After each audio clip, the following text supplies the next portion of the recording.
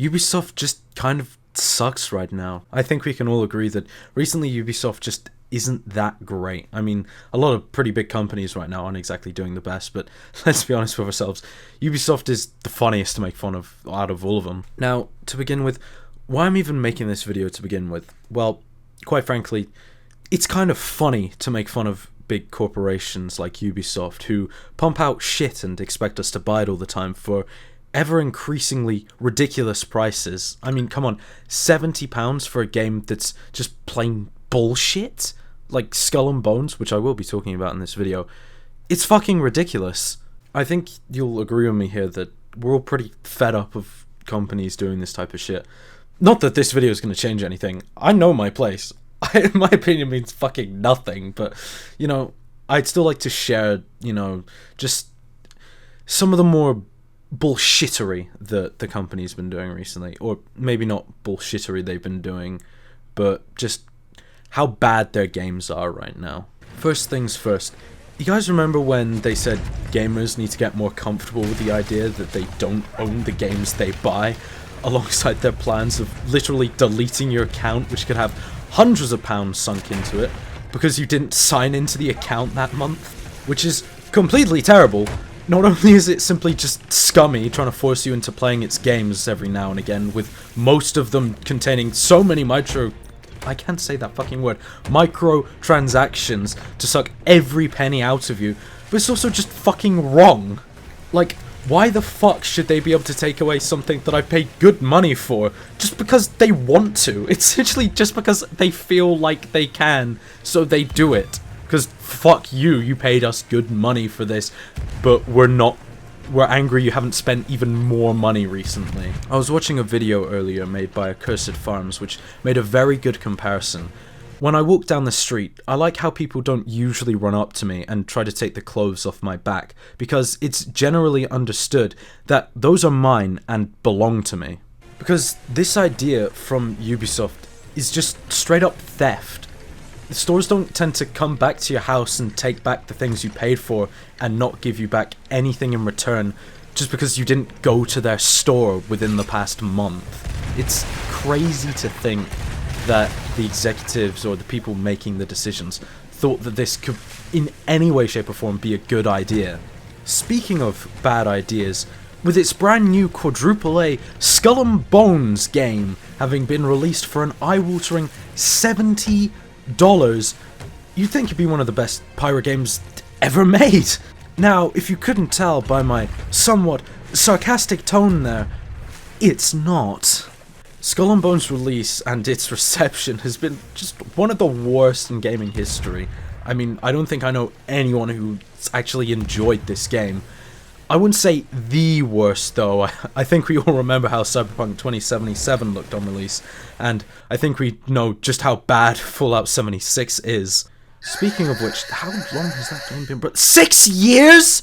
It's been out for 6 years?! Oh my god, I thought I bought this game like 3 years ago, what the hell? Jesus Christ.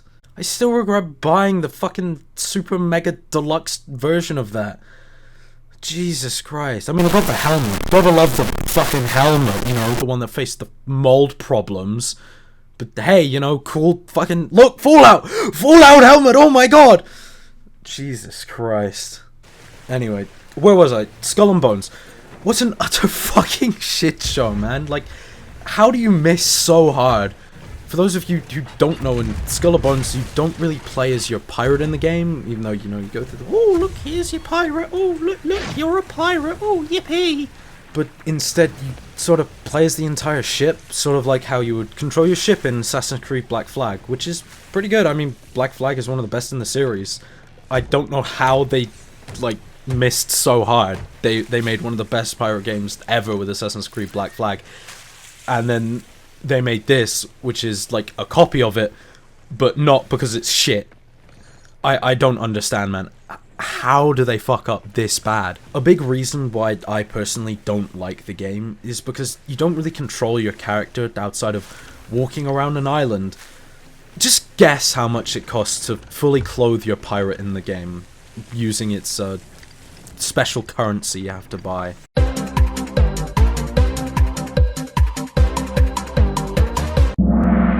If you said $60, you'd be completely right. To buy all of the different clothing items for a single outfit set, you have to spend $60 fucking dollars. Now, obviously you don't have to buy these cosmetics, it is an option. However, why is buying them an option in the first place? I mean, who else longs for the time when having an awesome skin in a video game was a symbol that, you know, you played the game a lot and were somewhat competent at the game, making people think, wow, that guy looks cool, I gotta unlock that suit, not, oh, that skin looks cool, I wonder how much that was, I should probably buy that.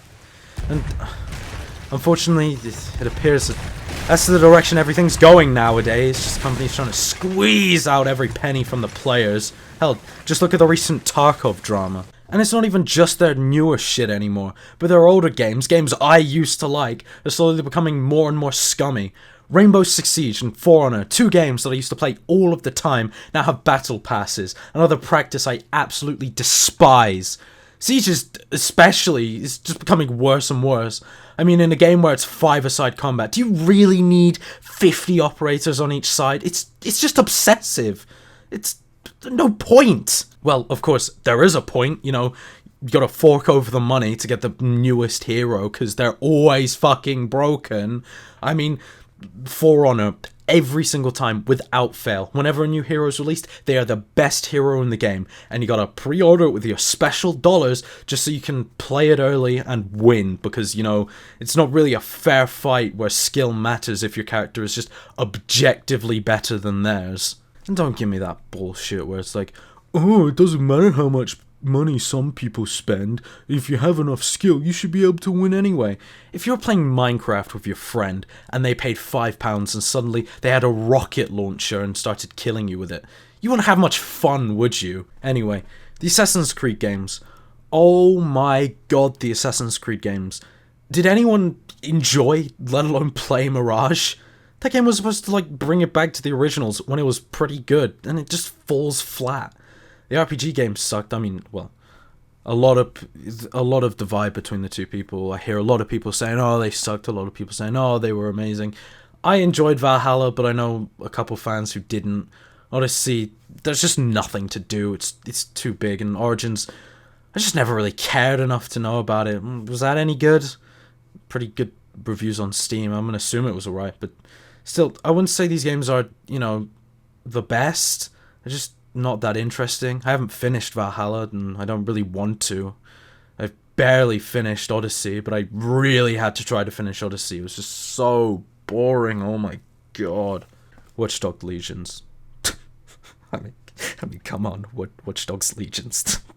That's all I gotta say. And finally, the upcoming Star Wars game. Oh, and the other one, the Avatar game. Same goes for that, really. I know a lot of people are hyped for these games, and I think I can predict how it's gonna go. This is based off the Star Wars one. I know nothing about the Avatar one, and I don't really care. I know that it's gonna release for $70. I did a search, and, well, pre-order $70. It's gonna remain like that for, like, the first few days until everyone realizes how shit it is. No one buys it, and then it tanks like £24 on the store. Just like Skull and Bones! But anyway, here are my predictions. It's not going to work for the first few days, at the bare minimum, with gameplay bugs and graphical glitches all the time.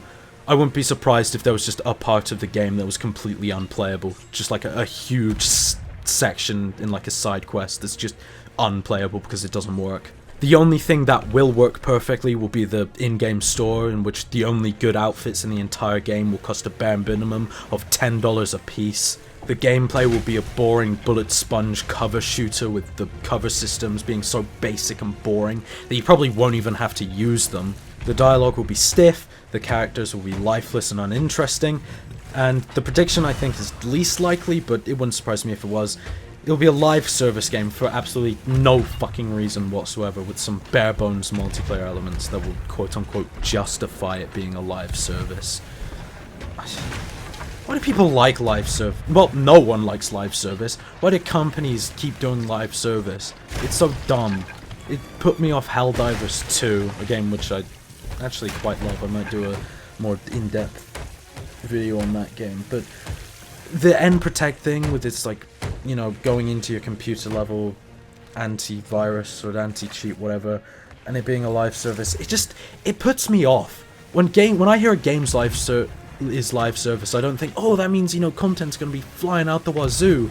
It just puts me off. It's like, well, this game's gonna be unplayable when it inevitably dies because it's not even a good game to begin with. Like,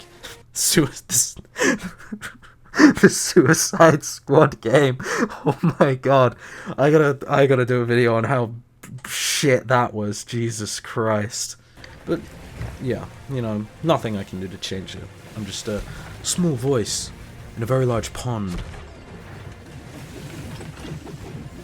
If you liked the video, well, maybe you probably liked the video. I hope you liked the video. You made it this far. Jesus Christ. If you did like the video, please be sure to hit that like button and maybe even subscribe. It'll really help me out. I always appreciate, you know, seeing the little numbers go up. Really hits the part of my brain that's like, oh, you know, and it also just means a lot, you know. But yeah, thank you for watching. I'll see you in the next one. Bye-bye now.